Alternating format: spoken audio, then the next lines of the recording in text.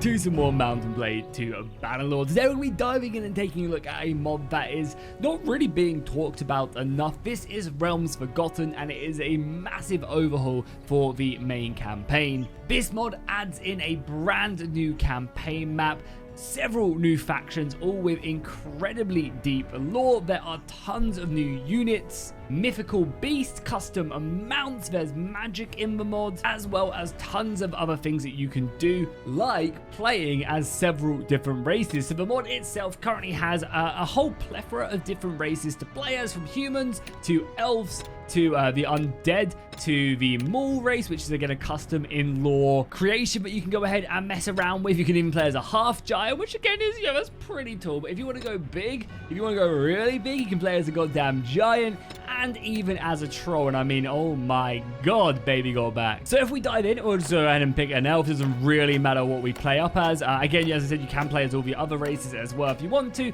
I'm just grabbing an elf, which we'll dive into. And you can also see as we begin our campaign that it has, I'm not sure if it's integrated or if this is their own custom version of the custom start mod, which basically allows you to do what you did back in the days of Warbound, where you could actually kind of pick your starting situation. You can either be choose to play as like a noble in exile, so you'd be at war with the city-states of Aeurth. You could have a failing mercenary company. You would start off with some pretty good mercenary units, but you'd be, severely in debt and lacking food, and you need to kind of right the ship. Or you could just skip the whole way through the early game and start off as a vassal of the culture that you picked. Or if you really wanted to, you could just click that you acquired a castle, and this will give you your very own castle at the beginning of the game, and you won't be tied into any other faction, which is pretty cool. Again, you can just like start your kingdom right off the bat. And you can see, boom, right there, I'm just ready to kind of make a name for myself inside this beautiful, beautiful world. And one thing I really like about the map itself is it's not too big. This is a similar size. Actually, I think this is exactly the same size as Calradia. Maybe there's a little bit more water here and there, but I like that. I like the map isn't absolutely massive. There's a lot going on, but it's all condensed into this smaller area, so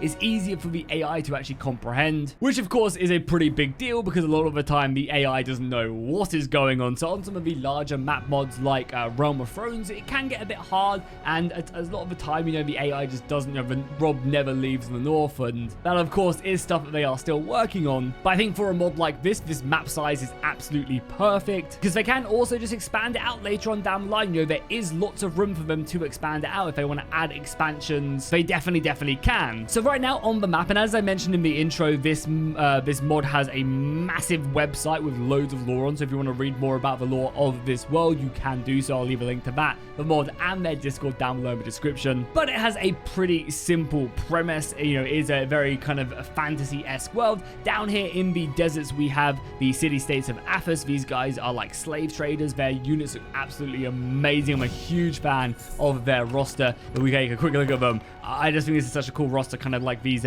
soldiers that develop up into absolute beasts. They just look ferocious, and definitely a faction I would love to play as. Very, very cool stuff. Even these guys look kind of Unsullied-esque. I mean, it's like an Unsullied helmet with a cool design over on that chest piece. And it's kind of very like, a lot of the armies you'll notice are kind of like, it's not very like pristine and regal. This is like a dirty world where people are just kind of, scrapping together and fighting for their lives. As we make our way west of the city-states of Aeurth, we have the three kingdoms of Man, the northwest and south, I believe. And each of these have, again, their own kind of lore and backstories. There's some really cool designs right there scattered throughout. And there's a lot of like kind of like Lord of the Rings inspired, I'm sure, designs on the campaign map. And that's something that's really cool. Like all these small details on the campaign map are awesome. I do hope they go back in though and add in more like roads and other stuff, like more visible roads and other like sceneries, like bigger farms kind of expanding out of settlements. Of course, that stuff is just very, very time consuming, and I'm sure they will get to it. I believe the team, there's only a handful of them working on this mod. So yeah, again, if you want to help out with other stuff on the mod, I'm sure they're happy to anybody who has good skills in what they're looking for. But of course, as in any fantasy universe, the Empire of Man have a very kind of basic setup with their roster. Nothing too crazy. You're kind of just leveling up leather, padded, scale armor, kind of generic stuff that you would see in any Empire of Man, and even some like Gondorian-esque armor as we make our way towards the end of their roster. Now let's travel northwards into the misty hills of the Elven Kingdom. Again, Really, really cool design right here. And these elves are basically like more like woodland elves than like, you know, kind of regal noble elven units. And their armor and weaponry do show that they kind of are a lot more kind of like druid-esque, I guess, with their equipment. But, you know, they're not just good at archers. They are still very, very skilled infantry warriors. And one of the things that the elves have, but not a lot of the other factions do, are custom mounts. It's a big thing in this mod. So they actually have like elven riders on elks. And then we also, I believe, have wolves as well for the skirmishers. So these mounts can be ridden into battle. And there are several other different types as well. I believe there's like some dinosaur mounts as well that fit into the lore, which is really, really cool. The elves are situated here in the center. As we make our way westwards, we have more of a, I guess, Mongol faction right here. Again, I think this faction is probably one of the ones that have the least work done to it. A lot of their units do kind of look very Khuzai-esque. There are still custom armors in here, and especially their high tier units do look great. The next faction here up in the far north of the map, we have the Demon King leading his demon host, and this is probably the best faction in the game, I think. They just look incredible. So we have this skeleton unitary down here in the west of it, and they level up in a very, very nice manner. Some really good units to mess around with, and you can kind of see the eyes and stuff. They look really, really good. We also have zombie line breakers as well, and very, very aggressive units, which again, as you can see, just look incredible. We have demons. Demons are in the mod, so there's several different types of these ones, and there's some you can only get through like the magic system as well by summoning them into battle. And they also have an archer skill line as well, which is always very cool.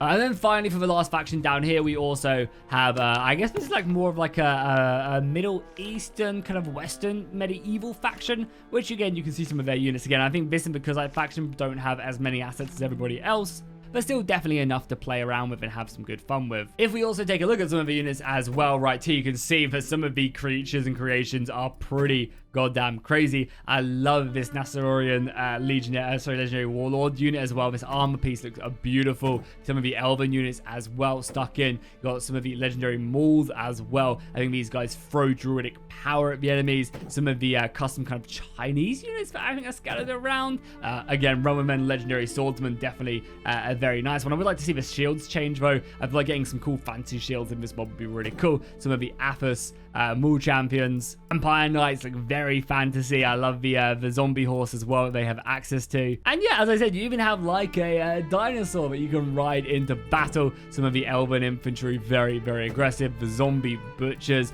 There's so many units to mess around with and have fun with. I think this mod really does speak to that, and you can just dive in and just have a very, very cool time with all these custom units. You can also see the mod itself has a whole wealth of beautiful armors. This is just something I was just messing around with, but there's so many to explore and look at that it's hard to kind of do that in this video. So you're just going to have to go ahead and experiment with in your own games. But definitely something I wanted to bring light on because, yeah, they look great. There's some really, really cool designs in there, and you can really mix and match some cool outfits for sure. There are also as well a bunch of sub-factions in the game, like bandit-wise, and this is one of the ones with the forest bandit helmets. They look really cool. They're kind of like very Aztec-esque, so even the bandits have had a lot of love given to them. So we dive into a quick battle. You guys can see some of the units up close and personal. So these are just some of the Athos units, some of my elite men back there. I think they look great. Really, really cool armor work. But the majority of the awesome stuff is going to come from the faction I'm fighting,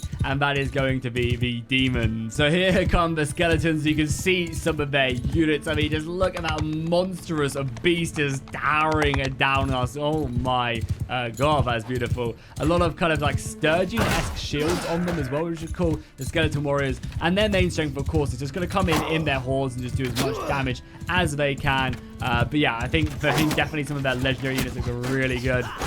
And oh my god, I just killed the Demon King, so that's good enough. I am playing on the easiest difficulty, which is why I can take all of his fire. I think I also got shot by some magic as well with their leader, so you can see some of their leader armor. Yeah, he's currently got some magic, so I'll see if he can, is he going to throw some at me? I mean, I'm already dead. But we can get a nice little close-up of him, and magic, how magic works in this mod is it's just like a missile that you throw, and it will kind of do separate things. They can spawn extra soldiers in. You can see some of the skeletons making their way in as well. There's like arrow blast with the magic, and other pretty interesting equipment, and there's some of these soldiers fighting as well. But yeah, the mod is really awesome. Definitely worth checking out. Definitely worth your time. If you guys enjoyed this and you want to see me maybe play a bit more of this mod on the channel, be sure to let me know.